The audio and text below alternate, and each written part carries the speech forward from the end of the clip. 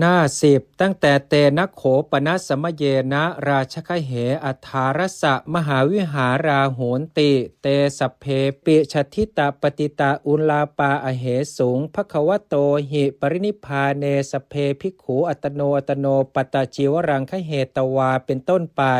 ก็โดยสมัยนั้นแลในกรุงราชคฤห์มีมหาวิหารอยู่18ตำบลมหาวิหารเหล่านั้นแม้ทั้งหมดได้รกรุงรังด้วยของที่ถูกทิ้งและตกเกลื่อนจริงอยู่พวกภิกษุทั้งหมดพากันถือเอาบาตรและจีวรของ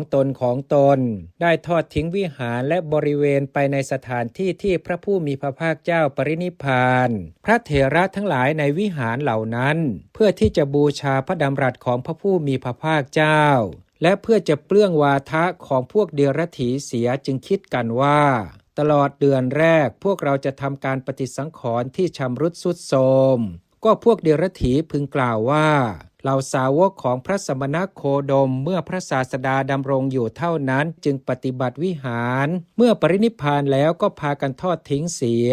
ท่านกล่าวอธิบายไว้ว่าก็เพื่อจะเปลื้องวาทะของพวกเดรัจฉีเหล่านั้นพระเถระทั้งหลายจึงได้คิดกันอย่างนั้นข้อนี้สมจริงดังที่พระธรรมสังฆาหากาจารย์กล่าวไว้ว่าครั้งนั้นแลพระภิกษุเถระทั้งหลายได้มีความปริวิตกดังนี้ว่าผู้มีอายุทั้งหลายพระผู้มีพระภาคเจ้าแลทรงสรรเสริญการปฏิสังขรณ์ที่ชำรุดทรุดโทรมเอาเถิดผู้มีอายุทั้งหลายพวกเราจะทำการปฏิสังขรณ์ที่ชำรุดทรุดโทรมตลอดเดือนแรกจากประชุมการทำสังฆายนาพระธรรมและพระวินัยตลอดเดือนอันมีในท่ามกลางดังนี้ในวันที่2พระเถระเหล่านั้นได้ไปยืนอยู่ที่ประตูพระราชวังพระเจ้าอาชาติศัตรูเสด็จมาไหว้แล้วรับสั่งถามว่าข้าแต่พระคุณเจ้าผู้เจริญพระคุณเจ้าทั้งหลายพากันมาเพราะเหตุไรดังนี้แล้วจึงทรงรับสั่งย้อนถามถึงกิจที่พระองค์เองควรทำพระเถระทั้งหลายได้ทูลบอกหัตถกรรมเพื่อประโยชน์แก่การปฏิสังขรณ์มหาวิหาร18ตำบลพระราชาทรงรับว่าดีละเจ้าข้าแล้วได้พระราชทานพวกมนุษย์ผู้ทำหัตถกรรม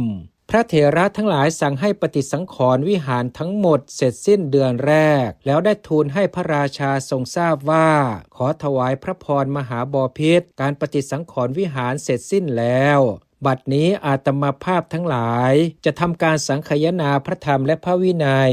พระราชาตรัสว่าดีละเจ้าข้าขอพระคุณเจ้าทั้งหลายจงหมดความคิดระแวงสงสัยกระทำเถิดอาณาจักรจงยกไว้เป็นภาระของข้าพเจ้าธรรมจักรจงเป็นภาระของพระคุณเจ้าทั้งหลายขอพระคุณเจ้าโปรดใช้ข้าพเจ้าเถิดเจ้าข้าจะให้ข้าพเจ้าทำอะไรพระเถระทูลว่าขอถวายพระพรมหาบพิตรขอพระองค์โปรดเกล้าให้สร้างสถานที่นั่งประชุมสำหรับภิกษุทั้งหลายผู้ทำสังฆายนาพระราชาตรัสว่าจะให้ข้าพเจ้าสร้างณที่ไหนเจ้าข้าพระเถระทูลว่าควรสร้างที่ประตูถ้ำสัตตบัญข้างภูเขาเวภารบันพศขอถวายพระพร